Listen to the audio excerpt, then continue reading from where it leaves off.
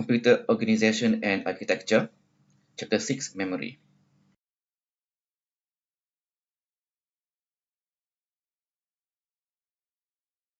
At the end of this chapter, students are expected to understand and explain some concepts about memory and synthesize a required organization of memory. Also, the concept of cache memory and virtual memory that helps in improving a computing system.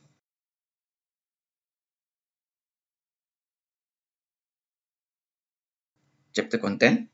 First, we will go through the concept of memory and memory organization. Then, cache memory. This is the memory that we put between microprocessor and the main memory so that we can make the access to main memory faster. And then virtual memory. This is the kind of scheme that we use large storage to sort of expand the size of memory system.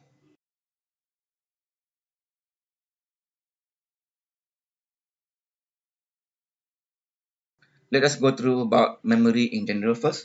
Scholars has classified memories into a few categories. In this classification, registers are considered the top memory where micro P have the direct access to it. And then, as you can see here, main memory is not directly accessible by the microprocessor because there is a cache memory between the microprocessor and the main memory.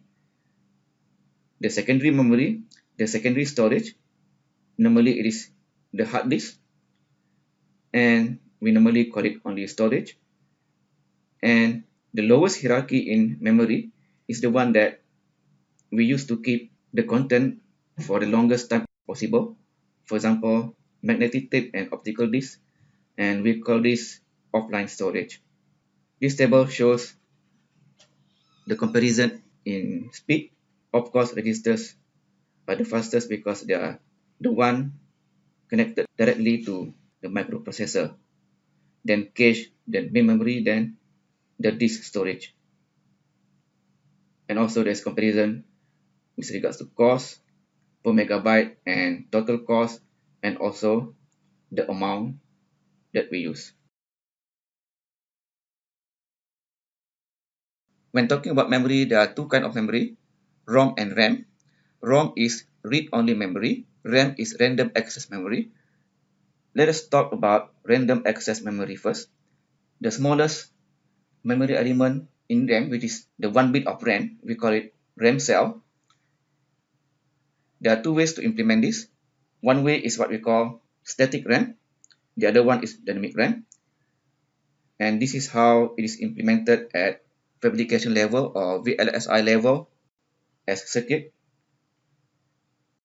Static RAM is actually a flip-flop. Dynamic RAM is actually a capacitor here. That is where we keep the bit in dynamic RAM.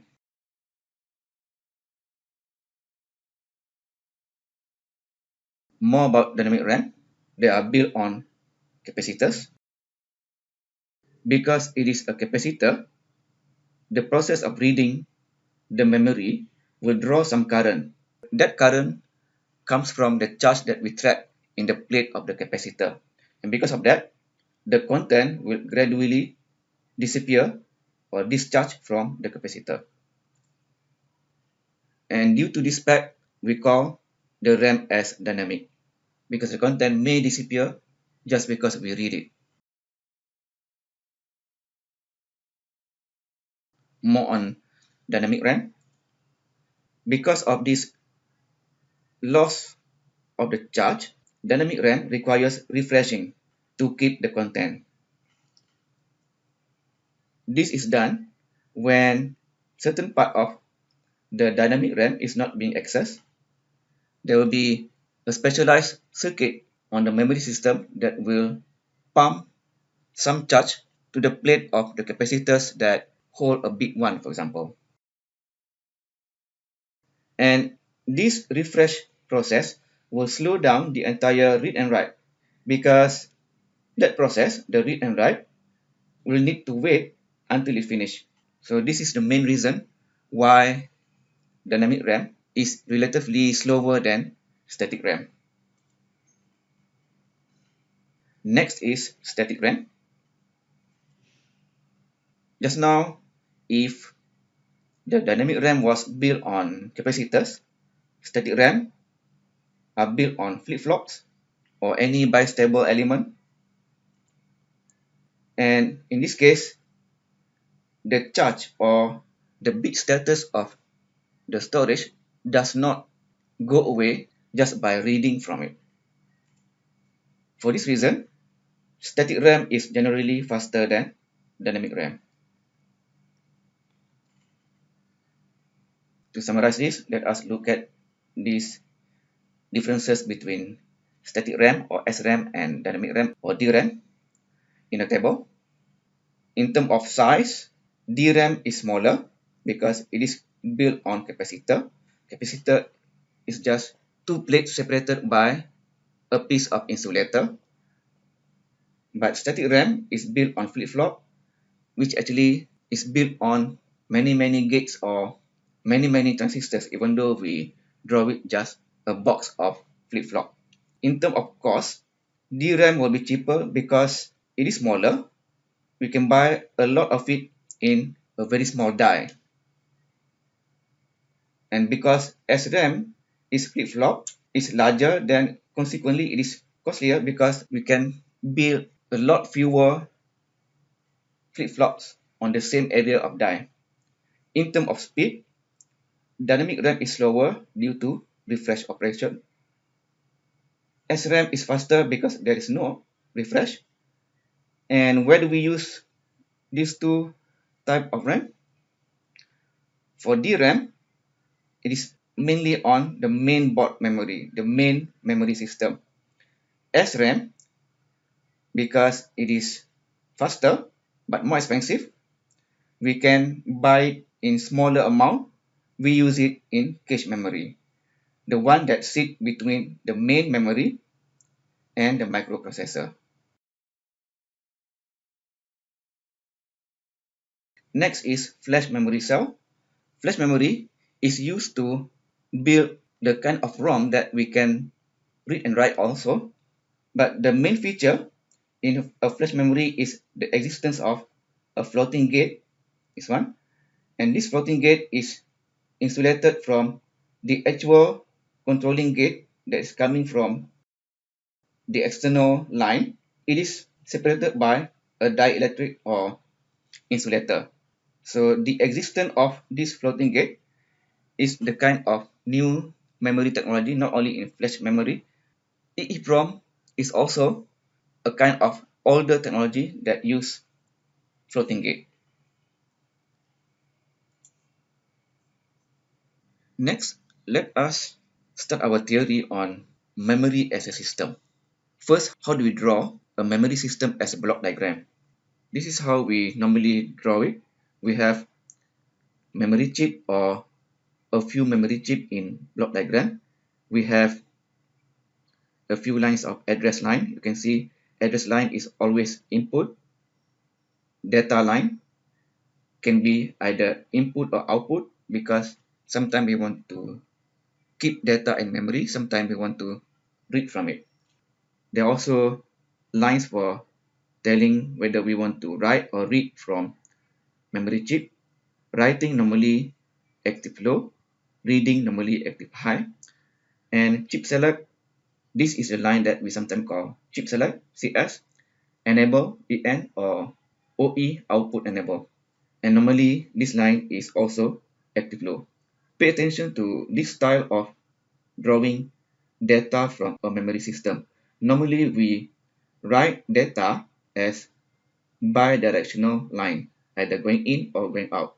But in certain simple system, we do separate the input and output in memory system. But in modern and high capacity memory, we normally keep the data into and out of memory system as one line, and it is bundled in one bus only.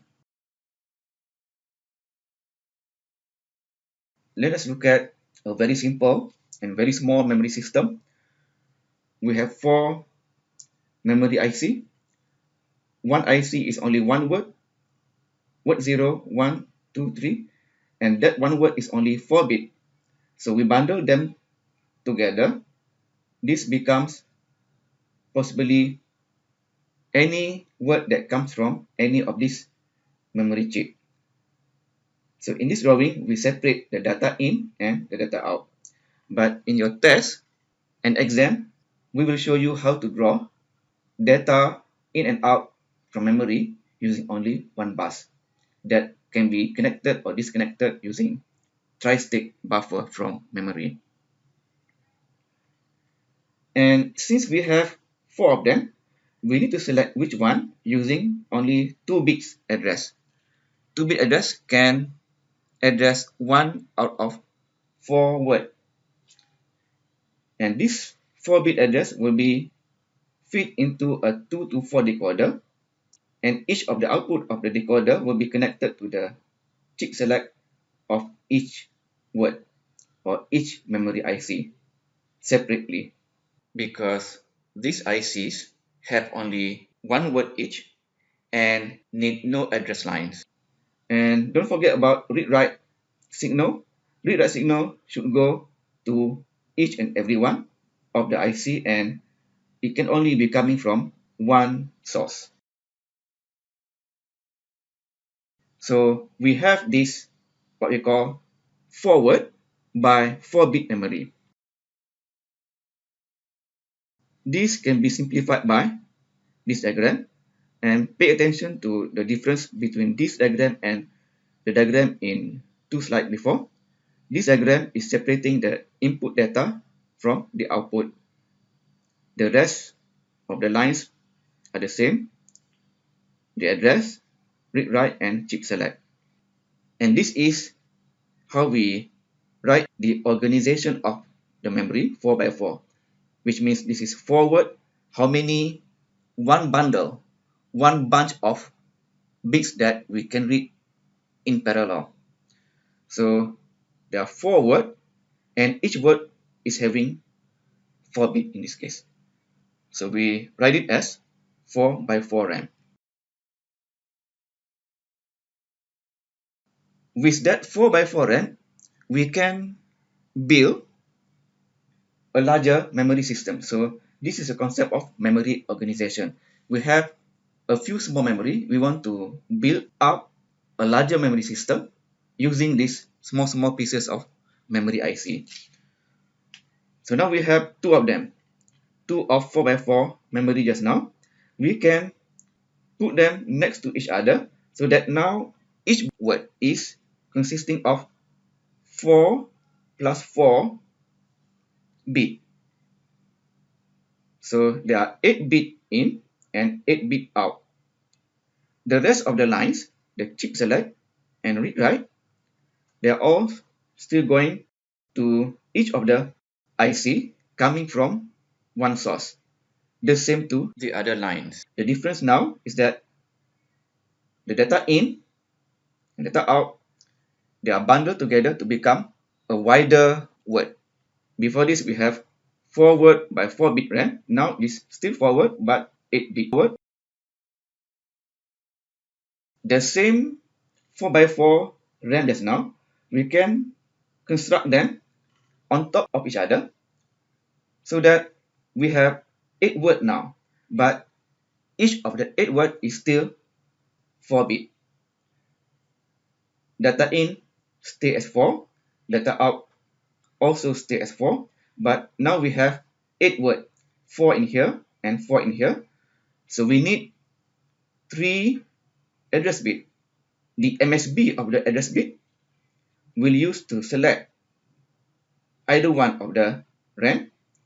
You see the A2 here is fed into the 1 to 2 decoder to choose or to select either this IC or this IC, which means to tell whether the word should come from this IC or this IC.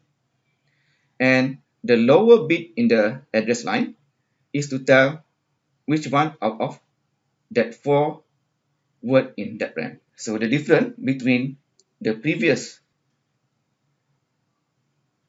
organization, this one we make the word wider. Number of word is the same. This one we make more word, but the width of each word, meaning the number of bit in each word, is the same. The more significant bits of the address will be used to choose which one of the IC, and the lower bits of the address we use to choose which word in each IC. And how the higher bit of the address is connected to the chip select of the IC, not to the address. The address line is connected to the lower address bit. The read and write are still the same, connected to the same input of read and write to each of the RAM. In real industry product, we can find, for example, this product. It is a 256 megabyte dual inline memory, organized for 64 bit for one word, and it is constructed using 16 pieces of 16 megabyte of 8 bit in each word, but then those 8 bit are read in parallel as 64 bit lines. And let us look at just one slide on designing ROM using decoder. The input becomes the address of the ROM, and then the output of the decoder will be fed into a few OR gates to build up the output data. In this case, because it is ROM, there is no input signal. It is read only, so it's only data out. And for example, if we are reading the address 00, which is this one, the output, this output will be fed into the OR gate, and the other input to this OR gate comes from the output 01. This construction will give a 1 to the bit 0 of the output. So you can see here, the ones in the bit 0 will come from the output of the decoder. In this case, each bit in this ROM has only two possible address where it is 1. For example, for Q0, this bit is 1 in location 01 and 00. So we have this gate to get input from 01 and 00. Bit Q1 is giving a 1 from 01 and 10. So it's getting the input from the decoder from 10 and 01, like this, and so on. You can check for each of the OR gate here. So this is one way we construct ROM using decoder and OR gate. Just now was how to build a ROM. Now, one possible use for RAM as lookup table in ALU. In this case, RAM becomes the result of the operation that ALU should do. So instead of doing the actual calculation, ALU will just look for the result from the memory. And of course, obviously, this is only good if you have a small register and only maximum of 2 operand. So in this example, we have 2 operand A and B. Each operand only 8 bits. The operand already give us 16 bit line, and there are only 4 operations that this ALU can do: add, subtract, multiply, and divide. This is the output of the RAM, and you can see here the total is 8 plus 8 plus 2, which is 18 address line we need to give to the RAM, and the RAM will give the output based on the content at each location pointed by the address. So it looks like the ALU is doing the calculation, but what happens is that the ALU actually give out the content of memory. This is one possible way of using RAM. So in this case, we are saving a lot on gates and calculation, but we are using a lot of memory element.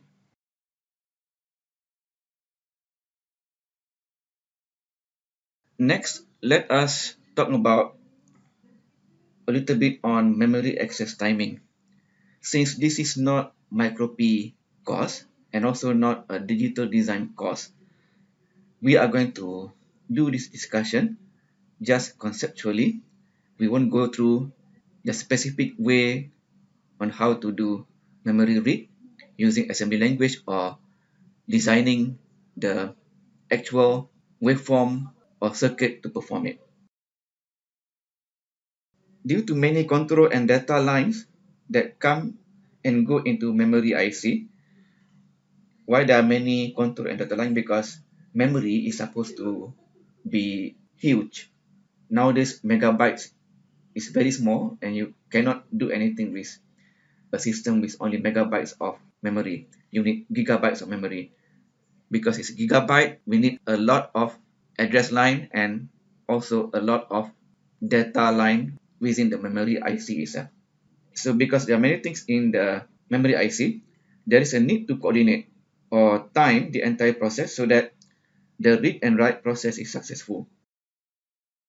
This includes the ordering, who get to read or write first, if the memory is capable of handling requests from many devices other than the microprocessor only, and also the minimum duration of signal. Minimum duration of signal here means how fast the frequency of the signal, and also the minimum delay between signal. So these two, minimum delay and duration, will give the idea of the upper limit for the frequency that the signal has to conform to.